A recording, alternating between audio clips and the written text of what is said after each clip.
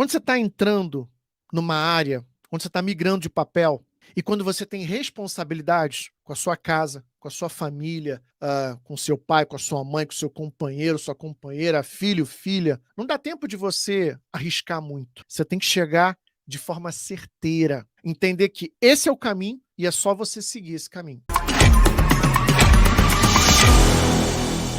Muito bom, meu amigo e minha amiga, seja muito bem-vindo e bem-vinda. Eu sou Marcelo Neves, eu sou especialista em desenvolvimento de Product Owners e ajudo pessoas que nem você a se tornar esse PO casca-grossa. Na aula de hoje, o tema é as 3 ferramentas mais importantes que todo líder de produto precisa conhecer. Bora lá? Pessoal, tem muita ferramenta e, enfim, eu peguei as 3 principais, tá bom? Bora! E, à medida em que você vai gostando desse conteúdo, já vai assinando esse canal, assina o canal. Toda vez que tiver um conteúdo, você vai receber automaticamente um aviso do YouTube. E não deixa de likear. Likear, olha só, virou até verbo. De dar o like para que você fale para o YouTube que, cara, esse conteúdo é bacana e ele leva para mais pessoas. Tá bom? Esses são os pedidos que eu faço para você. Pessoal, quando você está entrando numa nova área, quando você está querendo mergulhar numa nova área, o que acontece ali, né? E isso, já começando a falar do nosso conteúdo de hoje, realmente, para muita gente, causa-se muita estranheza e até um certo receio. Caramba, será que eu vou conseguir? Será que vai dar certo? Tá vendo demissão em massa. Será que ainda é isso que o Marcelo está falando, é palpável? Será que dá certo mesmo? E tudo bem, eu me convenci de que eu quero ser uma líder de produto, um líder de produto. Tem tanta coisa para aprender, tem muita coisa para aprender. Será que é isso mesmo? Tem tanta coisa para aprender assim? E aí, muita gente fica com receio. Eu entendo, muita gente fica com receio, fala assim: caramba, vou ter que estudar tudo do zero. Pô, e eu tô numa área em que eu já domino. Não é melhor eu ficar na minha área do que migrar? Não é melhor eu ficar aqui? Olha, não é melhor um pássaro na mão do que 2 voando? Não é o que a gente diz? Não é o que o ditado popular diz? Enfim, muita gente pensa assim. Mas para pensar que muita gente, quando migra de área, experimenta realmente um sucesso e consegue visualizar outros horizontes. Eu mesmo, dentro dessa área de produto, eu já migrei de vários papéis. Eu era um cara, como eu sempre falo, completamente técnico, que adorava olhar para o computador e o computador olhar para mim. Eu evitava ao máximo ter que lidar com o cliente. Para mim era a coisa mais chata. Eu migrei de papel, fui para analista, depois eu fui e caí como líder de produto. E tive que desenvolver novas habilidades. Posso te contar um segredo? Eu não me arrependo jamais. Por quê? Porque, como líder de produto, eu encontrei liberdade. Algumas pessoas me falam, mas que liberdade é essa? A liberdade de poder trabalhar de casa, de trabalhar remoto. E tem gente que fala, mas Marcelo, trabalhar como PO é possível de forma remota? Sim, claro que é possível. Se você for no LinkedIn, existem diversas oportunidades onde você pode trabalhar como líder de produto remoto. Vai lá no LinkedIn e você vai ver que é verdade. Vai no Glassdoor, você vai ver que é verdade. Tá bom? Mas tem gente que fala assim, caramba, eu tô com receio, eu tô com medo. E não é fácil, porque isso é a pessoa dizendo, poxa, eu já tenho, eu já tô aqui há mais de 10 anos, 15 anos nessa área, às vezes até mais, tá tudo certinho, tudo bem que eu tô insatisfeito, tudo bem que nada dá certo, tudo bem que eu não vejo perspectiva. Não, não tá tudo bem, não tá tudo bem. O grande problema é quando a gente começa a se acostumar e achar que insucesso, insatisfação, burnout, insatisfação com os resultados, com a remuneração financeira atual, tá tudo bem. Não, não tá tudo bem. Você pode e você merece muito mais. Essa é a grande verdade. E é esse pensamento que me acompanhou desde o início. Eu posso e eu mereço muito mais do que isso. Basta eu fazer um pouquinho de esforço para eu chegar e ter resultados melhores. E quando a gente começa numa nova área, começa numa nova jornada, esse medo, eu entendo muito bem que você tem. Toda vez que eu mudava de papel, eu sentia medo. Eu sentia receio. Claro que eu sentia, claro que eu sentia. E o que vai te ajudar? Muitas coisas. Na live da semana passada, a gente falou de você ter uma pessoa que chegou lá e que possa te dar a mão. certo? A gente falou de você, hoje, fazer uma imersão no conteúdo necessário. E 3, ter uma receita de bolo. Ter uma receita de bolo do que você precisa fazer ou de como funciona aquela área, principalmente a área de desenvolvimento de produtos digitais. E é muito legal porque nesse momento, quando a gente fala de receita de bolo, vai ter muita gente que vai falar assim: "Ah, mas Marcelo, receita de bolo não funciona". Quando você está aprendendo a andar de bicicleta, quando você está aprendendo a andar de bicicleta, não sei se você se lembra, mas eu lembro. Minha mãe uma vez, eu tinha acho que uns 6, 7 anos, e ela comprou uma Caloi pequenininha, azul e branca, usada. Naquela época era muito caro. Naquela época parece que eu estou falando de 1520, né, mas não. Tem só um pouquinho de tempo. Era muito caro, a gente não tinha tanta abundância como a gente tem hoje, que você pode parcelar em, sei lá, 10, 15, 20 vezes uma bicicleta. Então minha mãe comprou uma bicicleta usada Caloi. Com essa bicicleta, ela veio com rodinhas. Por quê? Porque eu não tinha experiência. Então a rodinha era aquilo que me segurava para eu poder praticar. Quando minha mãe percebeu que eu já tinha equilíbrio e já conseguia pedalar sem a ajuda da rodinha, ela foi lá e tirou a rodinha. A receita de bolo, ou seja, a forma como que você trabalha numa área de produto, as ferramentas que você deve usar, quais são os artefatos, elas são necessárias, principalmente nesse momento em que você está entrando nessa área de produto, ou quando você está começando a aprender, porque tem muita gente que caiu de paraquedas e precisa. Cadê a receita de bolo? Depois, com o tempo, o que você faz com essa receita? Você vai dando o seu próprio tempero nessa receita. Você já experimenta, não vou fazer mais um bolo de morango, agora vou substituir o morango pelo chocolate. Sabe aquele bolinho de chocolate molhadinho, poxa, fatia com, poxa, aquela calda caindo, maravilha. Falar sobre isso essa hora é maldade, né? Então você começa a experimentar, mas para isso você tem que dominar o básico. Você precisa dominar o básico da área de produto. Aí você pega essa receita e começa a experimentar variações dessa receita. E por que eu estou falando isso? Eu vou agora te mostrar 3 ferramentas que, dentro dessa receita, ela é fundamental. São 3 ferramentas que eu uso no meu dia a dia e que são fundamentais para uma boa gestão de produto. Algumas são óbvias, outras nem tão óbvias assim. Porém, mesmo aquilo que é óbvio, lembra? O óbvio precisa ser dito. Então eu vou te mostrar também algumas que são óbvias, mas que no dia a dia dão muito trabalho e que a gente precisa aprender técnicas para utilizar aquela ferramenta. E embora eu te mostre ela aqui, ela não é tão simples quanto parece. Vamos lá? Primeira ferramenta que eu quero te mostrar aqui é essa daqui. Tem que aumentar, né? Essa aqui para mim é uma ferramenta muito importante. Eu não sei se todo mundo já escutou falar. Já escutou falar em Service Blueprint? Service Blueprint? Se sim, coloca sim no chat. Se não, coloca não no chat. Me ajuda aí. O que é o Service Blueprint? Em primeiro lugar, vamos entender o seguinte, né? O Service Blueprint, ele mostra todo o delivery de um serviço, todas as etapas de um serviço. Vamos entender o seguinte: uma organização, ela é um emaranhado de serviços. Então vamos entender. Uma organização é um emaranhado de serviços. O que é um serviço? Serviço é um esforço que a gente faz para entregar um determinado resultado. Diferente de um produto físico, você não consegue estocar serviço, tá bom? Ele precisa ser consumido no momento em que ele é produzido. Vou te dar um exemplo de um serviço que todo mundo gosta e que é importantíssimo no final ou talvez no início do mês. O serviço de pagamento, o serviço de processamento de folha de pagamento. Isso é um serviço. Existe ali toda uma conjuntura, uma série de etapas que são seguidas. Várias áreas interagem ou participam na entrega desse serviço para que no final do mês você tenha o seu salário. Então, toda empresa, pelo menos deveria, né, ter um serviço de pagamento de funcionário, de colaborador. Agora, uma empresa, ela tem um emaranhado de serviços.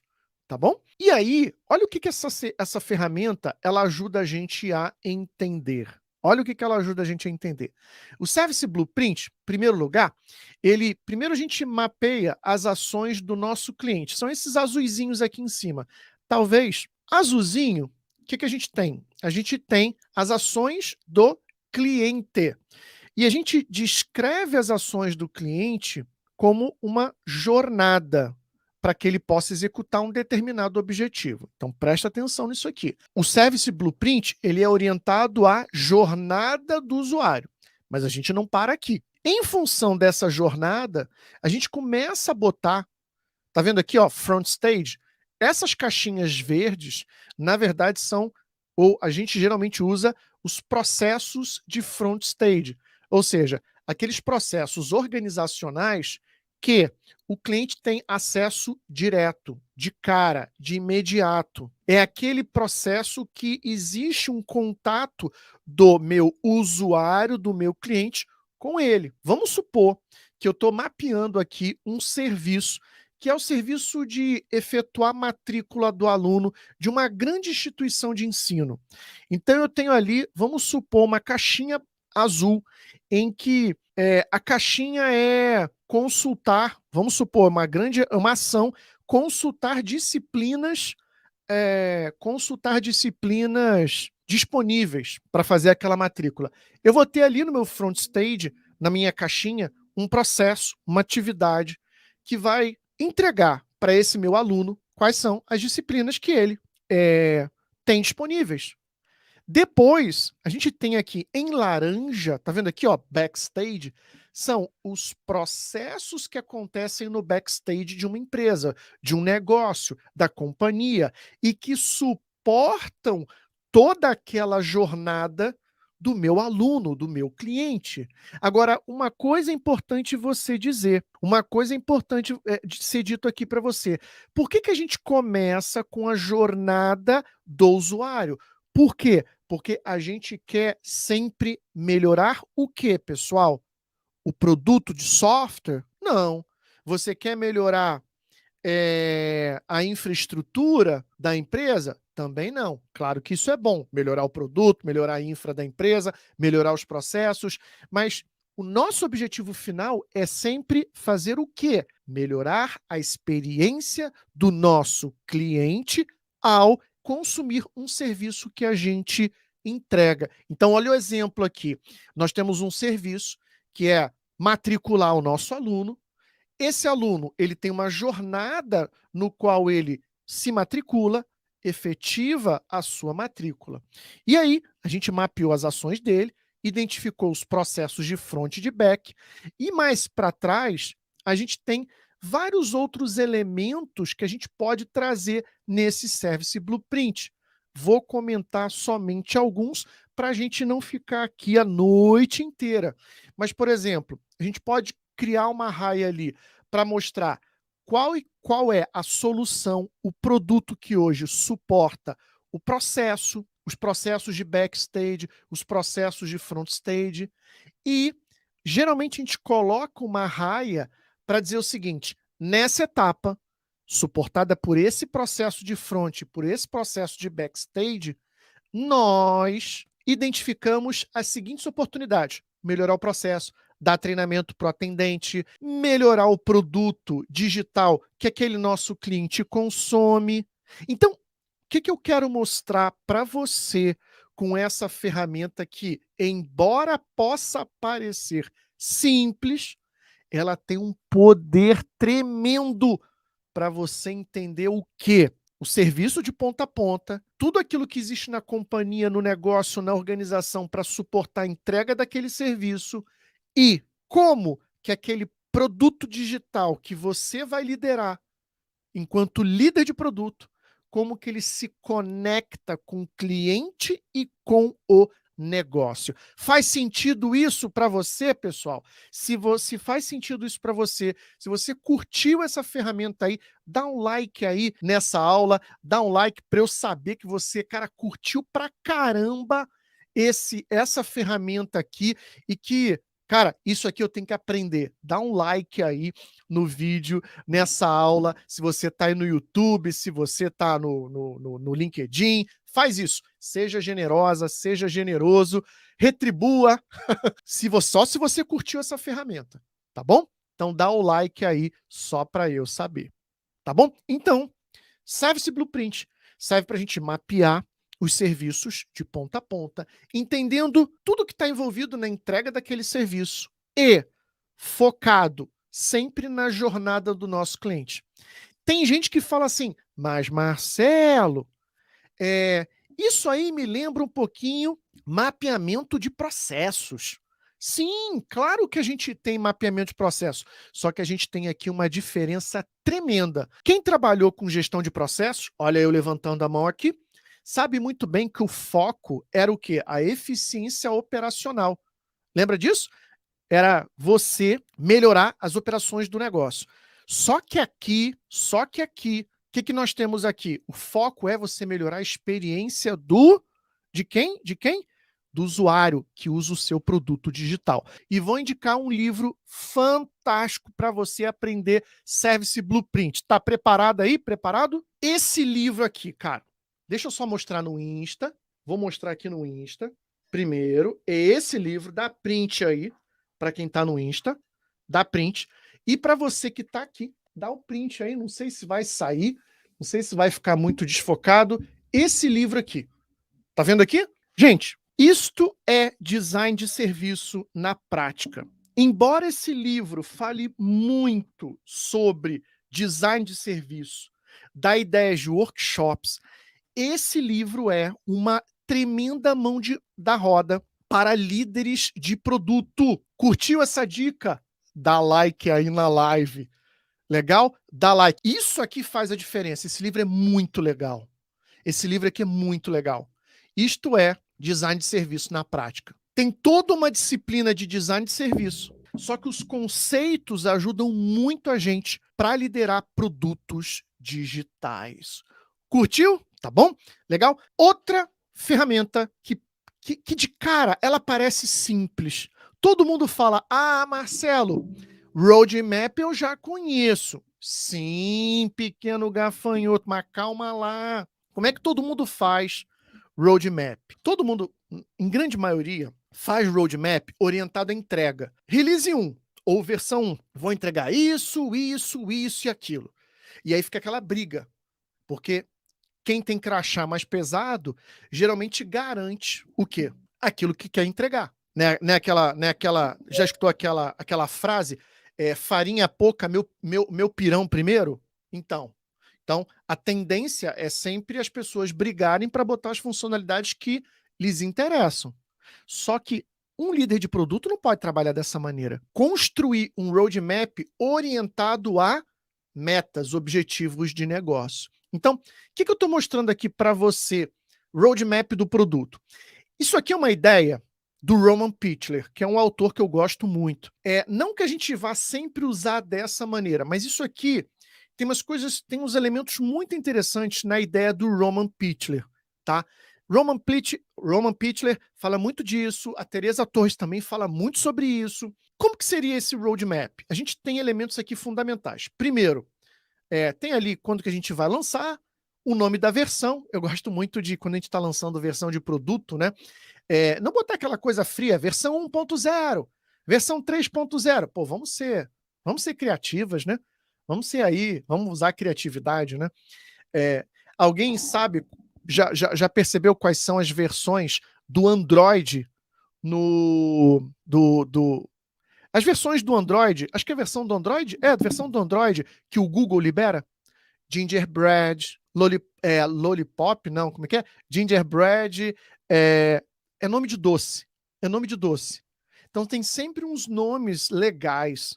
Essa é a ideia, tá bom?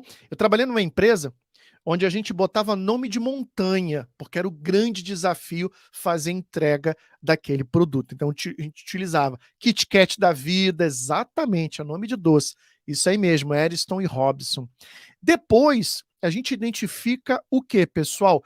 Qual é a meta? Porque a meta, marshmallow, isso aí. A meta, ela diz o seguinte, por que a gente vai entregar essa versão? Então, olha só, não falamos de funcionalidade ainda.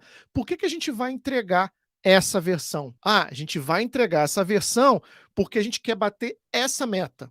Exemplo, vamos supor que você esteja desenvolvendo um jogo, um game, tá bom? E aí, nesse game, é a primeira versão. Primeira versão. Você já fez o MVP, mas você está entregando a primeira versão. Então, nessa primeira versão, o que eu quero fazer? Eu quero conquistar meus primeiros 1000 usuários. Legal? Então, isso é um objetivo. Alcançar 1000 usuários até a data tal. Isso é um objetivo. Depois que você decreta o seu objetivo, que tem que estar ligado à tua estratégia de negócio, porque um produto ele não anda sozinho. Um produto, a estratégia do produto ela tem que estar ligada à estratégia do negócio. Arrisco a dizer que a estratégia do produto é produto da estratégia do negócio. Tá bom? Então, existe aí uma sintonia fina. Preste atenção. Depois, a gente pensa assim, tendo em vista esse objetivo, quais são as funcionalidades que eu tenho que desenvolver e que vão me ajudar a bater o objetivo, a meta. Aí você fala assim, funcionalidade básica, eu vou botar aqui sei lá, um programa uma tela para o pessoal indicar o joguinho. Deu para entender? A funcionalidade que a gente vai desenvolver naquela etapa ela existe ou ela está ali, ela foi selecionada, ela foi priorizada em função de bater o objetivo. E não porque eu quero, porque eu acho bacana, porque me atende, porque é melhor para minha área. Então, talvez você olhe e fale assim: poxa, mas isso aqui é muito simples, né, Marcelo? Não é não, pequeno gafanhoto, não é não. Para você montar um roadmap, meu caro, minha cara, olha, não é fácil. Dá trabalho.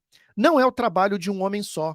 Não é o trabalho de uma mulher só, não. Que você acha que você vai sentar, você vai escrever o roadmap? Não é assim. Você vai ter que trazer pessoas de negócio, você vai ter que trazer o time de engenharia. Esse grupo vai montar o roadmap, tá bom? E aí sim, o último elemento do nosso roadmap são as métricas. Lembra das métricas? Pois é. Aqui a gente tem as métricas do produto. O que a gente vai medir para verificar se a gente bateu ou não o objetivo. Então, lembra que a gente falou assim, a nossa meta é alcançar os primeiros 1000 usuários do nosso game, do nosso joguinho. Mas pensa assim, basta só a gente medir a quantidade de cadastros?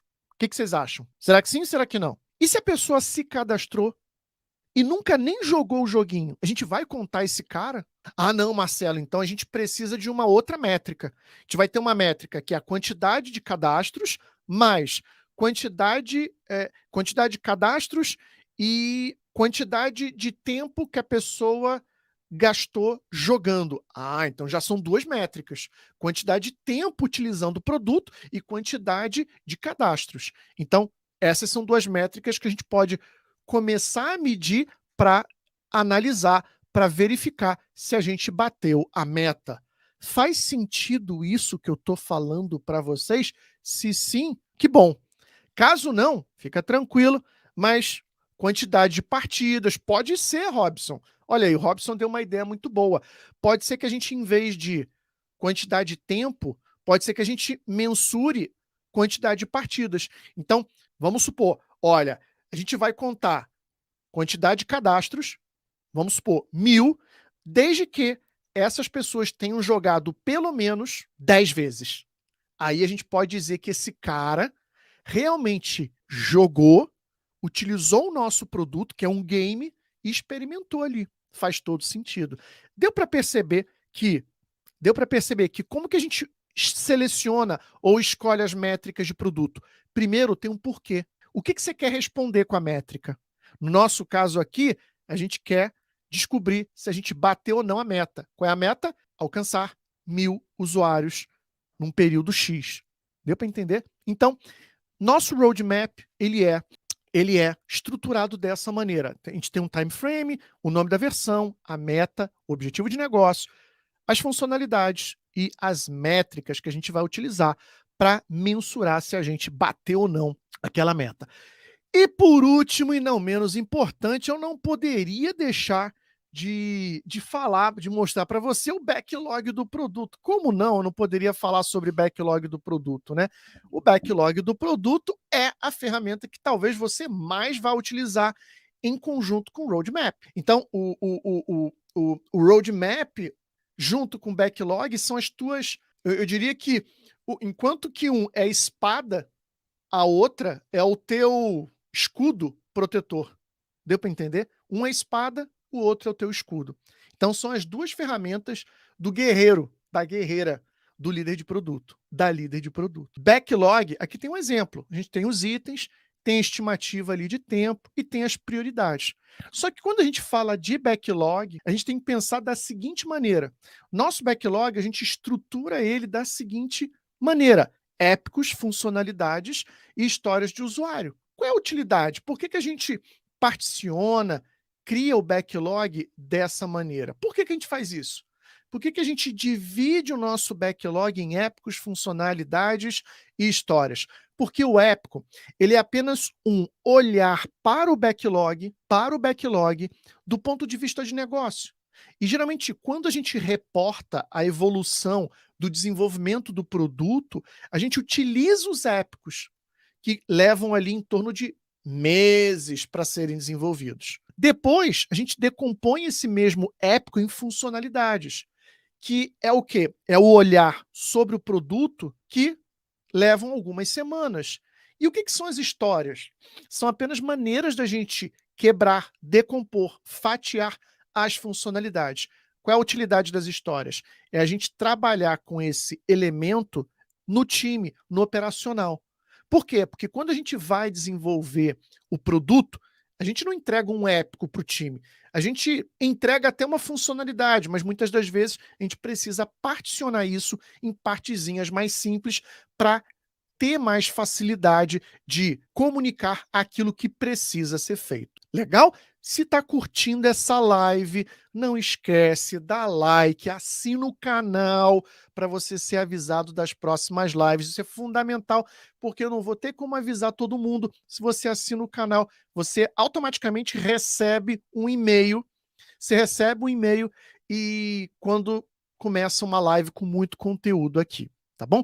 Então, pessoal, parece muito simples, né? Mas criar, manter, gerir um backlog, escrevendo épicos, funcionalidades e histórias e mantendo a boa saúde desse backlog dá um trabalho danado. É difícil? É complicado? Não, nada disso. Porém, é sua responsabilidade como Product Owner casca grossa, líder de produto, fazer a gestão de um backlog de produto. Tá bom? Pessoal, a gente tem basicamente essas três ferramentas, eu vou revisar aqui. Service Blueprint, Roadmap do produto, Backlog do produto. Três ferramentas que o Product Owner precisa dominar. Precisa dominar. Não tem como, não, eu vou tentar, eu não sei. Não, você precisa dominar, realmente entender como utilizar essas ferramentas na prática. Combinado? Legal? E não esquece, hoje eu fiz a indicação de um livro, Isto é Design de Serviço na Prática. Indiquei esse livro super bacana, com mais de 500 páginas, com conteúdo riquíssimo, e tenho certeza que você não vai se arrepender. O Fábio está comentando um negócio engraçado ali. Gerenciar backlog é fácil, difícil é gerenciar os desenvolvedores. Olha, vamos ficar por aqui, né? Ai, mas é bem por aí, é bem por aí, Fábio. Pessoal, no início, quando a gente começou a nossa live de hoje, eu falei de que a gente precisa ter um caminho, né? A gente precisa ter um caminho. Quando a gente está começando com algo novo, quando você começa a pedalar uma bicicleta, você precisa de rodinha, né? Por quê? Para você não perder tempo. Quando você está entrando numa área, quando você está migrando de papel, e quando você tem responsabilidades com a sua casa, com a sua família, com seu pai, com a sua mãe, com o seu companheiro, sua companheira, filho, filha, não dá tempo de você arriscar muito. Você tem que chegar de forma certeira, entender que esse é o caminho e é só você seguir esse caminho. Não dá tempo, muitas vezes não dá tempo da gente ficar errando, não dá tempo de ficar tentando muito. Claro que algumas coisas a gente vai ter que experimentar, vai ter que tentar, mas não dá para ficar tentando a vida toda, tá certo? Pessoal, espero que vocês tenham gostado da nossa live de hoje, onde eu apresentei para você as 3 ferramentas que eu digo que são as mais importantes, que eu uso muito no dia a dia. Pessoal, uma boa noite. Muito obrigado. Não esquece de compartilhar esse conteúdo com seus amigos que também querem ser líderes de produto. Fechado?